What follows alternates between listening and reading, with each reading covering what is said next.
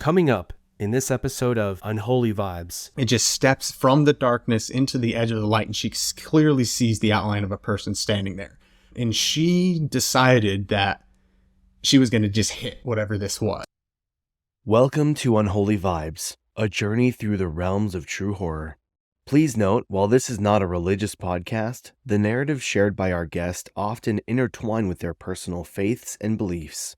Our aim is to respectfully present these stories in their authentic form, which sometimes includes religious elements essential for context and understanding. We embrace guests from diverse spiritual backgrounds, recognizing that these beliefs can significantly shape their experiences. Thank you for joining us, and let's delve into the unexplained with an open mind and respect for all perspectives. Welcome to the Unholy Vibes podcast. My name is Alex, your host, and today we have another special guest, my pal Jared. Jared, introduce yourself. Tell us a little bit about yourself. Hi, so I'm Jared. I live in Arizona. Me and Alex have been friends for about a decade, and we've been homies for a while. And he was visiting one time and asked if I had any spooky stories. And so I told him a spooky story that I had when I was about 14 years old. And now here we are. Correct me if I'm wrong, but I think you may have actually told it to me first while we were playing games, like online. I think that's accurate. I probably did tell you that. I think there's a couple of stories that I've told you, and so it's hard to remember which is which and when I said them. But these kind of stories, they stick with me. Whenever anyone tells me a story like this that I find a little intriguing or gives me a little bit of the chills, the little spookies, the little goosies, it sticks with me. And so I remember it, and now that I've started Unholy Vibes, it's like I got to get in touch with everyone and say, hey, I need you on the show. Tell your story, and we'll see if people enjoy it as much as I do. So without further ado, give us the background, give us some surrounding information, and then go ahead and dive in, and we'll go from there. Okay. So this happened when I was about 14 years old. My family had just moved to Ohio. My dad got a job out there working for a company that made basically training rounds for tanks. And so the company where he worked at, they had an engineering shop area where you had a bunch of cubicles with engineers sitting, and then you had a warehouse that had like manufacturing stuff and production and different things like that. And so my family, we had just moved to Ohio, moved across the country, and so that kind of led us to where we are in the background. So the story starts really with my dad. And so my dad, he hated going to work there because he just always felt like something was not quite right. He'd go to work and he'd sit there and he just always felt uncomfortable. And he was talking to one of the security guys there about it. And the guy said, oh, well, that might be because our building is haunted. My dad's like, what? What do you mean? He's like, oh yeah, it's haunted. We have ghosts that roam around this building and different things like that. And we actually have security and audio recordings of one of the hauntings that happened. And so my dad brought me, my older brother, and my mom with him when we went to go and look at these security recordings. So we go in and there's two recordings. There's a video recording and then there's a separate audio recording. But if you overlay the time stamps on them, both of the events happen at the same time. And so the video recording is of the cubicles overlooking the desks where all the engineers sit. And it's at 2 or 3 o'clock in the morning and it's pitch black and the video camera's just looking out over the cubicles. And then all of a sudden there's just a bright flash of light and then it's gone. But if you paused the video during that bright flash of light, there was this figure of a little girl, probably around 10, 11 years old. It was all white. She had a white dress on, but you couldn't really see her arms or legs. Her arms or legs just blended into this kind of white mist, and it kind of looked like the wind was blowing. And she had blonde hair, and the blonde hair was kind of blowing across her face too. And she's just floating above the cubicles, looking directly at the camera. And then when you listen to the audio recording at that same time, you hear this kind of metallic, shaky voice, a little girl's voice that says, I'm watching you. It was like, I'm watching you. Like, that's what it sounded like. And it was at the same time. And then that was pretty much it. And they had other recordings too of orbs floating around or things moving, but it was nothing else was nearly of the scale of this one video. But I remember just watching it, and when I heard that voice, just the hair on the back of my neck stood up. And I remember just getting the creepy feeling, just knowing, oh, this is not normal. This is not natural. Unholy vibes, if you will. Unholy vibes, absolutely. But it doesn't stop there. So my dad keeps going to work, and he just can't shake this feeling that something is wrong. And so my family were members of the Church of Jesus Christ of Latter-day Saints, and so my dad has the priesthood. And so he and another member of our congregation who also has the priesthood decided to go to his office late one night and cast out the evil spirits, basically. So that way they could have some peace and kind of get rid of that sickening feeling there. And so the night that they go to do this, my mom has to go and pick up my brother from driving school because he was getting his license at the time. And where we lived in Ohio, we lived in the middle of nowhere, just out in this tiny little subdivision that was in a town that wasn't even a town. It was small enough to be considered a village. It hadn't even achieved township yet. It was tiny. And she had to drive about 45 minutes to the city to get my brother from driving school. And of course, it's late at night, it's dark, and driving out to get to the town or get to the city, it's just one lane road each way, no street lights, nothing. Mm-hmm. And there's one stoplight about halfway through. So my dad and his friend go to his work, and my mom goes to pick up my brother. And as my mom's driving, she just gets this impending sense of dread. She just feels terrified and just feels this kind of darkness coming over her, and all she thinks to do is to sing children's hymns. So as she's driving, she's singing children's hymns, just trying to shake this feeling. And she knows that something is terribly wrong. And as she's driving, she gets to that one intersection on the road, and they have a street light there. They've got stoplights, and her light is green, but then there's the one street light over that kind of was casting a circle of light on the ground. And as she's coming up to that intersection, she gets pretty close to it. She's going full speed, the speed limit there. And at the edge of the circle of light, this shadow figure appears. It just steps from the darkness into the edge of the light, and she clearly sees the outline of a person standing there.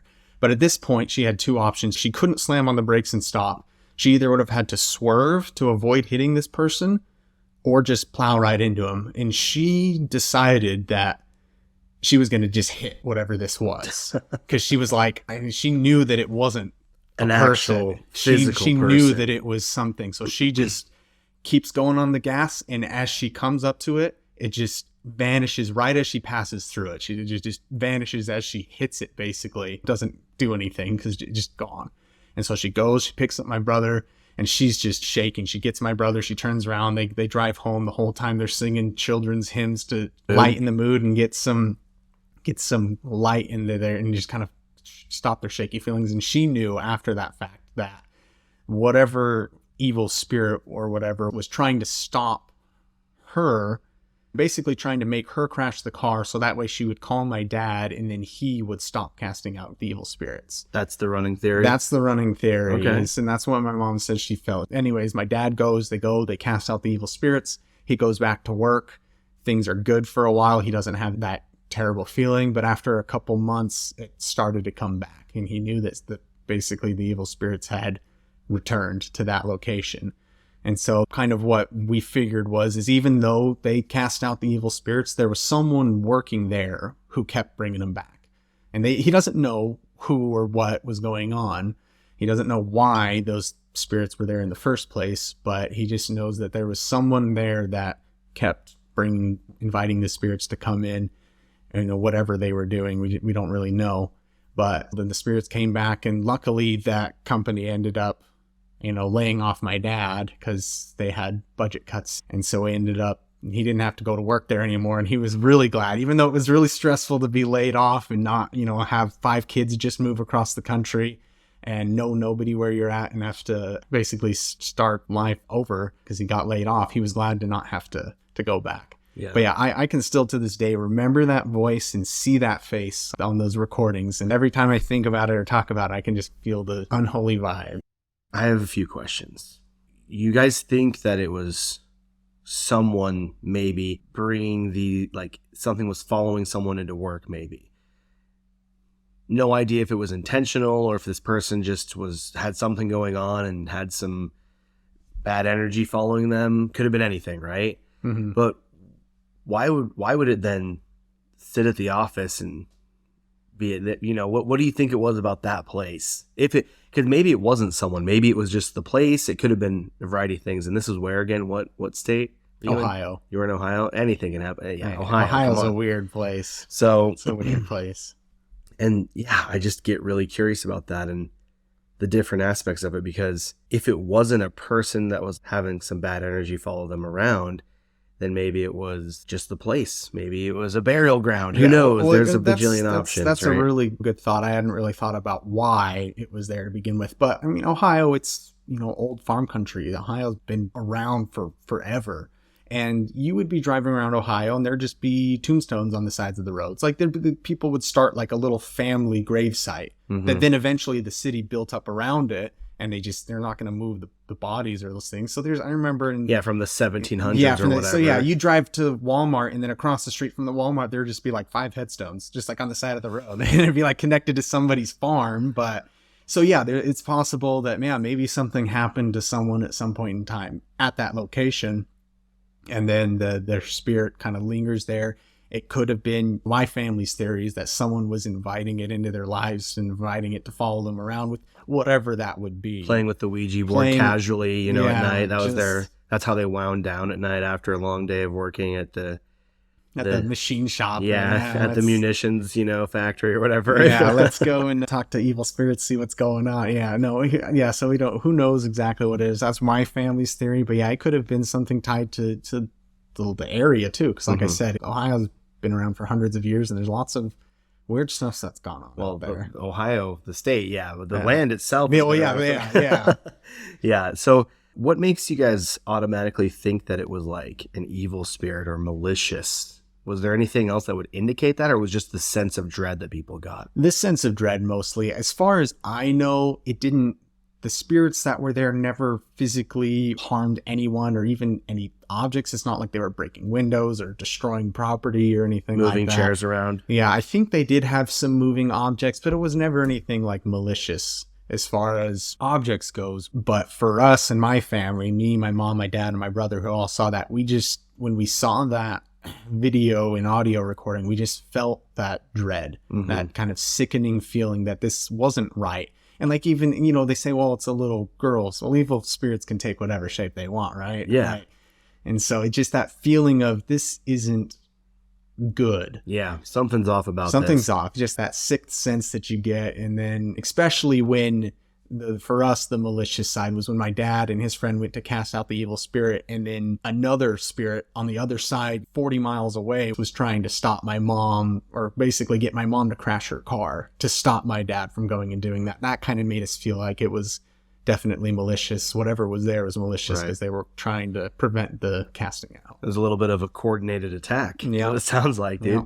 Well, that's terrifying, and I really like this story because it's so cinematic in my mind. I can imagine just a dark, long road, your mom driving along, and all of a sudden there's this shadow figure at the one light in 40 miles. It gives me the chills a little bit. It is a good one, and I think we should reach back out to that company and see if they still have the footage archived somewhere. Yeah, I tried to Google to see if they still existed, and I can't find them. I look in, it's Dublin, Ohio. I can't even remember the name of the company. I'd have to ask my dad, but I was looking up weapons manufacturer, defense contractors in Dublin, Ohio, and there's none of the names were what I remember. So yeah, I don't know. But if we could find it, you could get that. That would be pretty wild to have. How about this? Reach out to your dad, see what the company name was, and just check, Yeah. I'll call him, whatever. I can check, yeah. Because, and I'll follow up with you on that. And if you, dude, because here's the thing. Imagine if you were able to get that footage, that'd be amazing.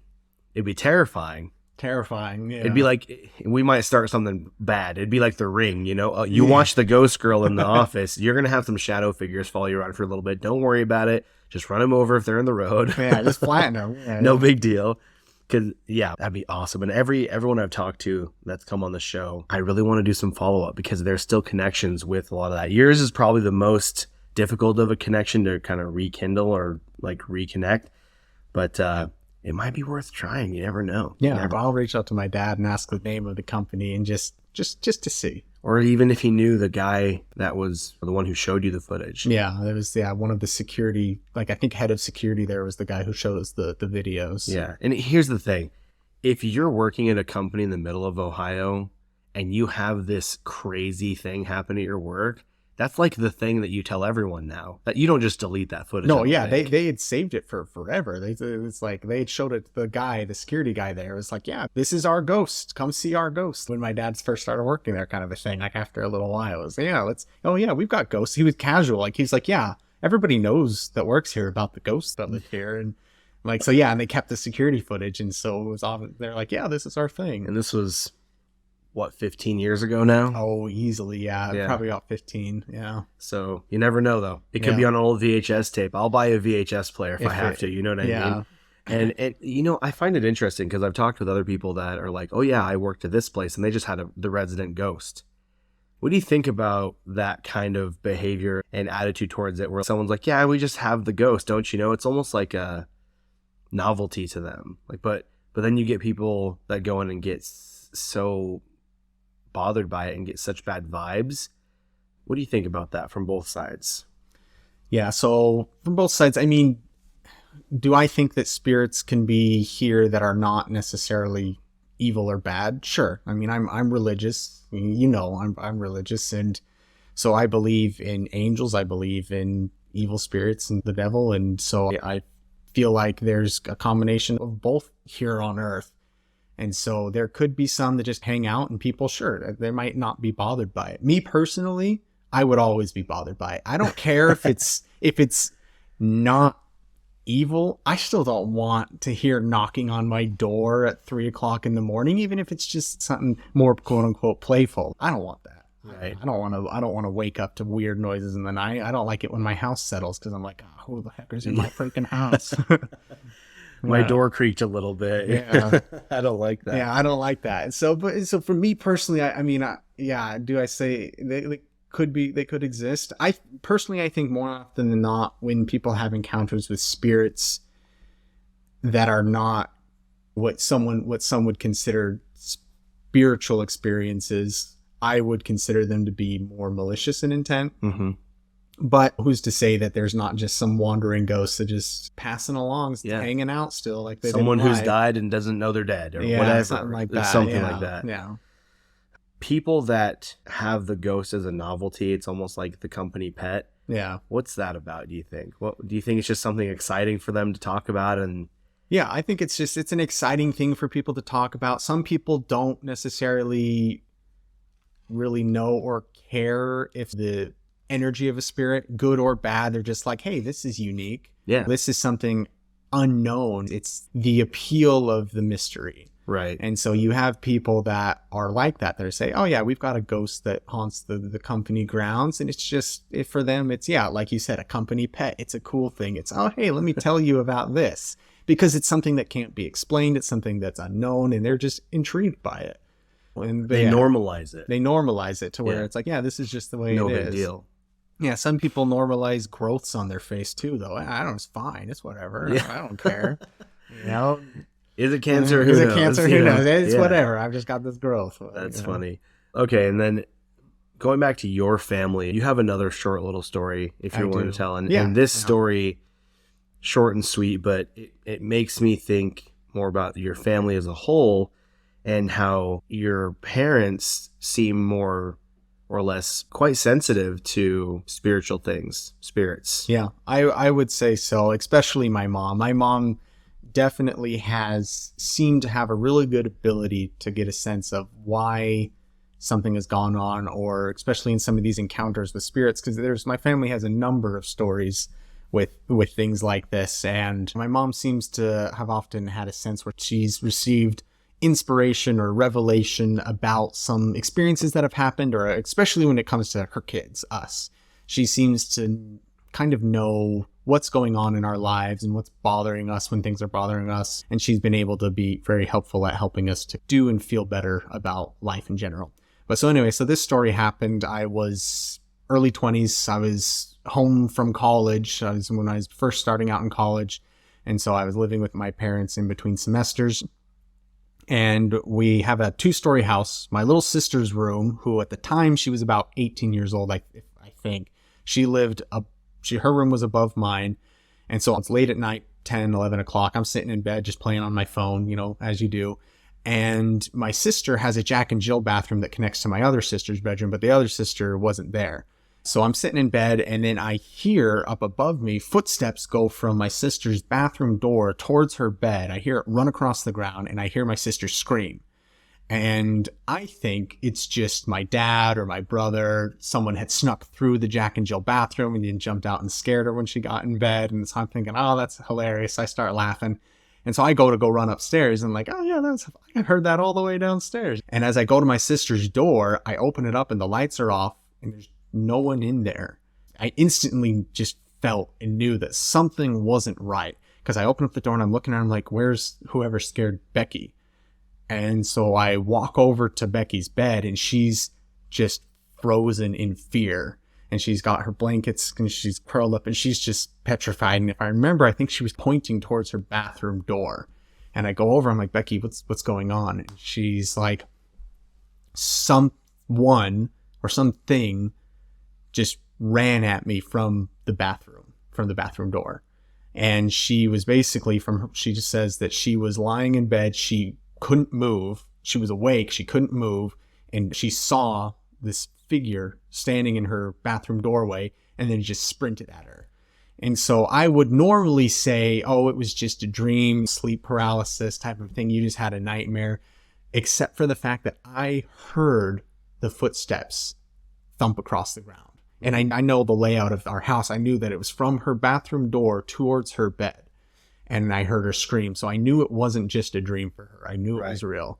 So we woke up my parents and were talking. And then years later, my mom basically told us, she's like, I feel like it was something that was going on with someone in the house. And that's why that happened. She won't give us any details, but she just said that she felt like something was going on with someone in the house. And that's what kind of caused this experience. But then my dad blessed their home so that way, get rid of the evil spirits. And we haven't had anything since then.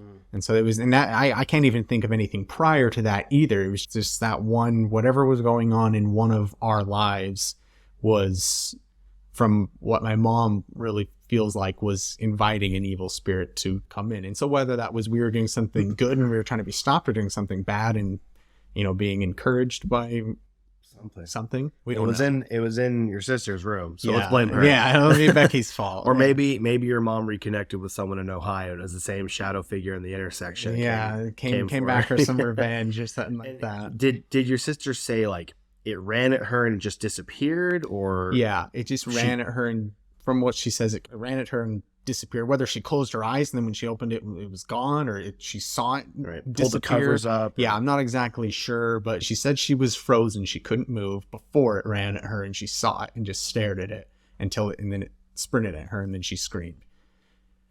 Very interesting. Yeah. Well, maybe it's time, if it's been a few years even since you talked to your mom about it, follow up with her and be like, so what was it? What did you think? I did talk to her about it a couple days ago, actually. And really? She won't say. Interesting. I'm sure she has plenty of good stories that she could tell, but she may not be willing to. I don't know. Yeah, I know my mom has a couple that she's told me, some when she was a kid, but she's been fine to share them with me. She may or may not share them in a more public setting, quote unquote. But yeah, I know, and I can talk to my family's got. Your mom loves me. Yeah, my mom loves you. Your mom loves everyone. That's true. She's sweet. She is a nice lady. Well, shoot, Jared. These are great stories, and I thank you for coming on and talking about it. Last thing, going back to something you mentioned earlier, your mom singing some children's hymns, and I talked to someone else the other day about what they do whenever they get those spooky feelings, the unholy vibes. Have you had any other experiences where you're just like, I feel icky, I need to do something? I'll give you an example. And this one isn't even nearly as crazy.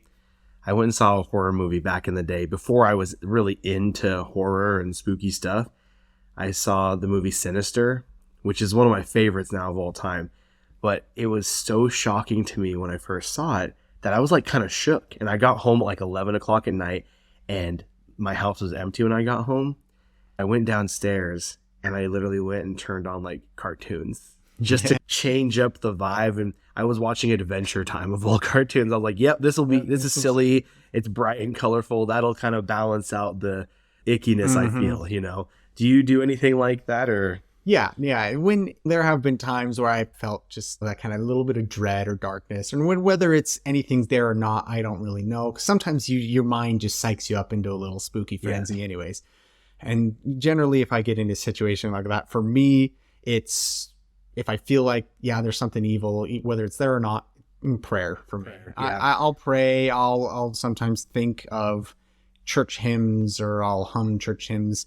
But mostly for me, though, I don't have those experiences very often. I'm kind of logical in a lot of ways. And so sometimes it's just my own mind. So it's just like, push it aside. Like sometimes I think, I see a shadow figure at the end of my hallway, but I'm like, not really.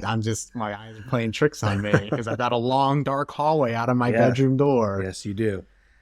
Okay. Yeah. I figured that would probably that's a pretty common answer. You know, pray something, feel better. But yeah, it's just interesting to see different people's ways and how they cope because not everyone is religious or the same religion and they may have different methods. For example, I know people who are like, I don't like the vibe here. I'm going to sage this area. Yeah. And so they'll go and burn sage. Yeah. And that's their thing. Yeah. They don't pray. They don't sing songs. Like sage will do it. And then they feel comforted in that. Yeah. And so, I mean, if it works, it works, right? Yeah. And then do you think that, because I've had this experience several times where you get together with a group of people and you're all telling your spooky stories, personal or not.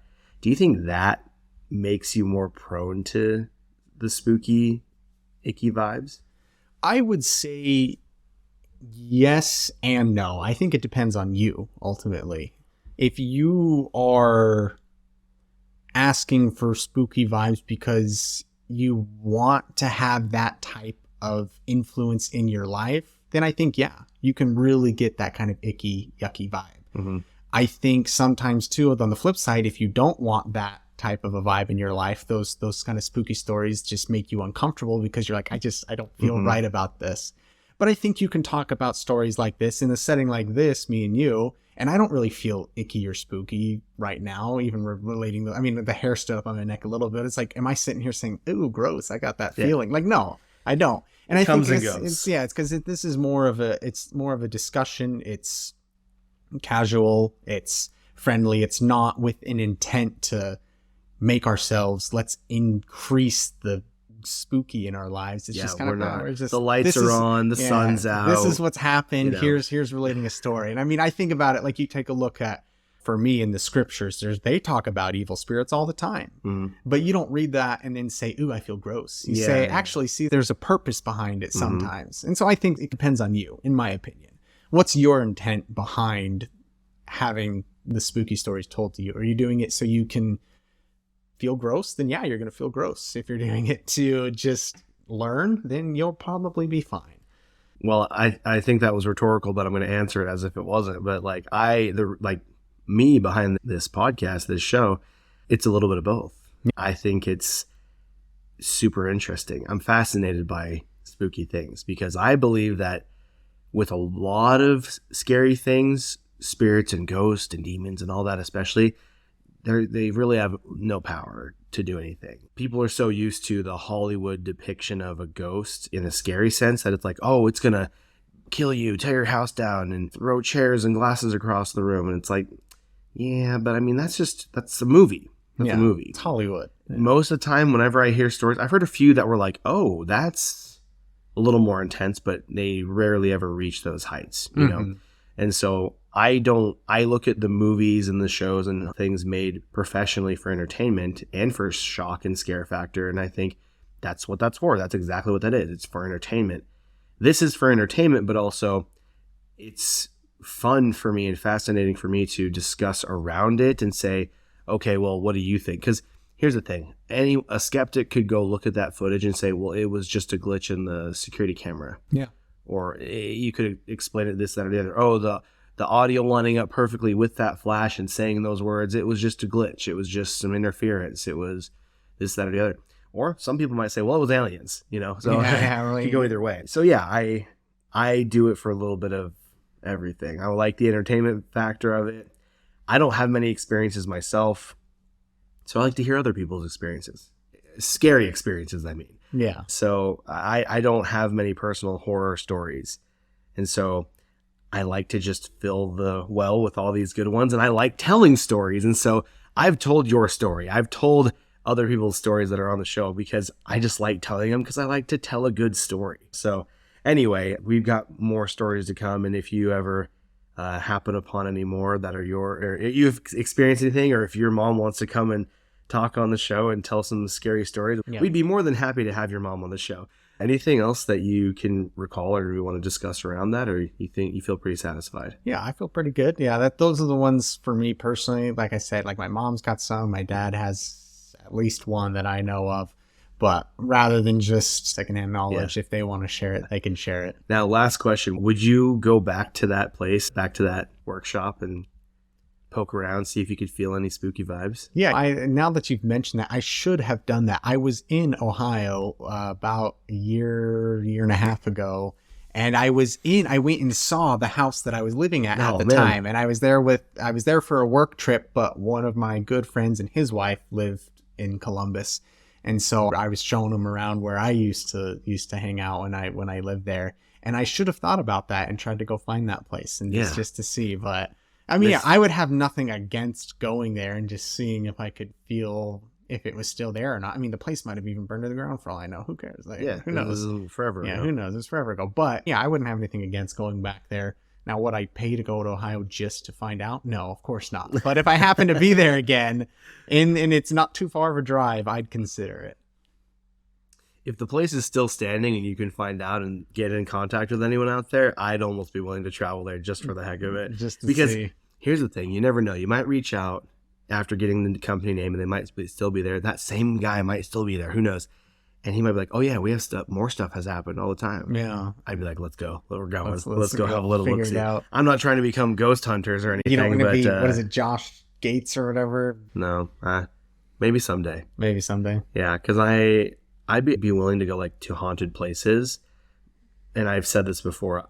I'd go to a haunted location before I'd try and make something haunted or scary happen at my own house. Yeah, you know what I mean? I get that. Next time you're in Arizona, I think it's Tombstone, Arizona is known for having a lot of ghost stuff. Well, Tombstone. Yeah, Tombstone, Arizona. Yeah. I think my mom actually went and did a ghost tour there with my dad, one of their anniversary trips. So next time you're down, you might want to consider popping on over to Tombstone and doing one of those ghost tours or seeing what you can find. I'm very there for that. Okay, well, Jared, thank you again for recording with me, coming on the show. Everyone, if you have any scary stories, or if you have any questions that I just totally forgot to ask Jared and you want to know more, reach out to me at Unholy Vibes Pod on Instagram or email me at unholywibespod@gmail.com. Yeah, if you have any questions, comments, concerns, whatever, send them that way, because I may be missing some really crucial questions. Someone's like, you didn't even ask him this thing. I'm sorry. In the moment, I'm forgetful. So anyway, if you or a loved one has any spooky stories you'd like to share and come on the show and share them with the people, hit me up there. Let me know. But yeah, stay spooky. Thanks for coming. Have a good one. Bye.